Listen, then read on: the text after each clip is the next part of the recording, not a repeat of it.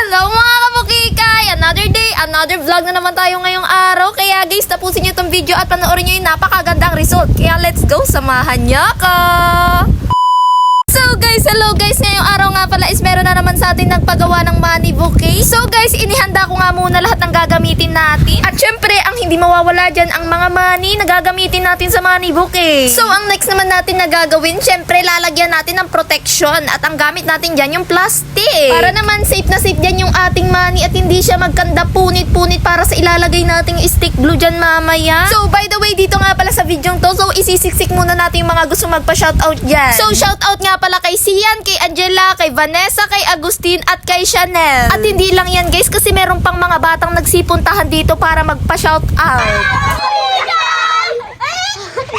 O diba, kilalang kilala tayo ng mga bata dyan. So kaya guys, kung sino mga gusto pang magpa-shoutout dyan, comment down below. So guys, back to vlog na nga pala tayo. Nang matapos na nga pala natin isa-isahin ilagay sa plastic ang mga pera, next naman natin guys is tutupi-tupiin na naman natin para naman ipang di-design natin siya mamaya. So ang gagawin nga pala natin dito is round bouquet. And ang gusto nga pala dito ng customer is kulay dilaw. And isa para request nga pala dito yung customer natin is sunflower yung ilalagay niya sa gitna. Pinapili ko nga pala dito yung customer kung anong gusto niya, kung satin ribbon, fuzzy wire, or artificial. So ang gusto nga pala is artificial. Kaya naman guys, kung gusto niyo nga pala makita yung napakagandang resulta niya, so tapusin niyo tong bidyong to. So guys, nung time nga pala nito is patapos na tayo sa pagtutupi. So ang next naman natin is lalagyan na natin siya ng mga stick. So guys, hindi na nga pala natin ipapakita kung paano natin dinikit-dikit yung stick kasi alam kong alam nyo na po yun. Kaya naman guys, ang next naman natin is i-assemble na nga pala natin mga pinagagagawa natin at pinagyuyuping mga money. So sa nakikita nyo, yan nga pala yung nilagay nating pinakabulaklak niya sa gitna, yung malaking sunflower na yan, and then nilagyan ko pa siya ng mga tatlong artificial na mga kuriko. So guys, ang next naman natin is ilalagay na natin yung mga pera. So ang gagawin nga pala natin dyan is papabilog natin yung mga pera dyan. So by the way, yung pera nga pala na 100 is 30 pieces, and then yung 500 naman is 4 pieces. Isa nga pala sa pasiksik ko, malapit na nga pala ang Mother's Day, kaya sa mga gusto magpagawa dyan, PM me, and meron din po kaming available sa aming store. Pwede nga pala ito paregalo sa mga mothers natin dyan. At isa pa nga pala, may tatlong klase nga pala akong panggawa ng bulaklak, fuzzy wire, artificial, at ribbon. Yung ribbon nga pala namin is pwede nyong palagyan ng glitters kung gusto nyo guys. Kaya naman, alam kong alam nyo na ang pagbibigay talaga ng bulaklak ay nakakalambot ng puso. Kaya paranas nyo na sa mga mother nyo. Ano pang hinihintay nyo? Malay nyo guys, sa araw na yun, hindi kayo paghugasin ng plato. Sa araw nga lang na yun.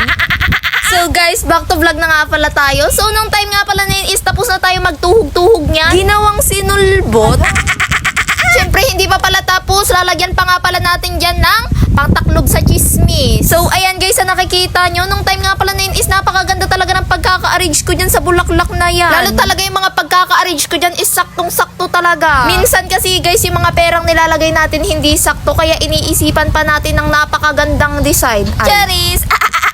So guys, nung time nga pala na yan, dahil nga natakluban na natin yung mga chismosa dyan sa gilid-gilid, ang next naman natin is dahil kita pa nga dyan yung mga chismosa, tatakluban pa natin yan. So by the way guys, ang ginawa ko nga palang wrap dyan is alternate white and yellow. And by the way guys, another chika pa pala, nakalimutan ko. May pamigay nga pala tayo ngayong April, kaya guys, abang-abang kayo. Always tumutok sa ating mga vlog. And now guys, lagi nyo tapusin yung ating vlog kasi guys, napakahalaga talaga nito dahil dito po kami nakita.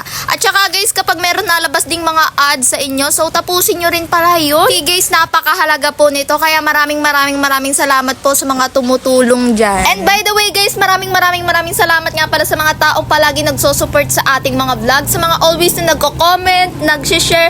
Maraming salamat po sa inyo. Dahil kung hindi po dahil sa inyo, wala tayo sa gantong sitwasyon. Then guys, yung dating 8K followers natin, ngayon, naging 37K followers na. Kaya guys, naway mas dumagdag pa ito. Kaya maraming salamat po talaga sa inyo. So guys, back to vlog na nga pala tayo. Dahil nga tapos na tayo dito sa pinakaunahan ng ating bouquet. So next naman natin is dito tayo sa kanyang katawan. O diba guys, hindi pa tapos. Pero guys, napakaganda niya na. Yung wrap nga pala natin is inati lang natin yung isang wrap sa apat. And then nagtupi-tupi lang ulit ako para ipang di-design natin siya mamaya. So guys, pagkatapos nga pala natin dyan sa pagyuyupi-yupi para sa pang design mamaya, ang next naman natin dyan is dahil may natitirang chismis sa baba, matakluban din natin yan. Nang matakluban na nga natin, ang next naman natin is itutuloy naman natin ang pagde-design sa baba. And by the way guys, baka meron nga pala kayong katanungan about sa ating pagbobouquet. So wag kayong mahiyang magtanong, sasagutin natin yan. So yung mga tanong nyo nga is gagawan natin ng video. And by the way guys, sino nga palang mga nakaabot sa part na to? So mag-comment nga kayo ng yes kung nakaabot kayo sa videong ito. Para naman guys, kilala ko kung sino talaga yung nagtatapos ng ating video. And isa pa pala guys, kahit saang lugar ka man, pwede ka mabigyan ni Ate Kabukikay. Basta guys, always support lang kayo sa ating vlog and tumutok lang kayo palagi. And syempre guys, huwag niyong kakalimutan mag-share, comment, and like sa ating video. And guys, pa-request din, pa-follow ng aking YouTube channel and TikTok account. So ilalagay ko yan dito guys sa comment section for the update nga sa ating pagbubukay. So nandito na nga pala tayo sa part na nilalagyan na natin siya ng tape para naman hindi siya magbuka-buka. So ang next naman natin is lalagyan na natin siya ng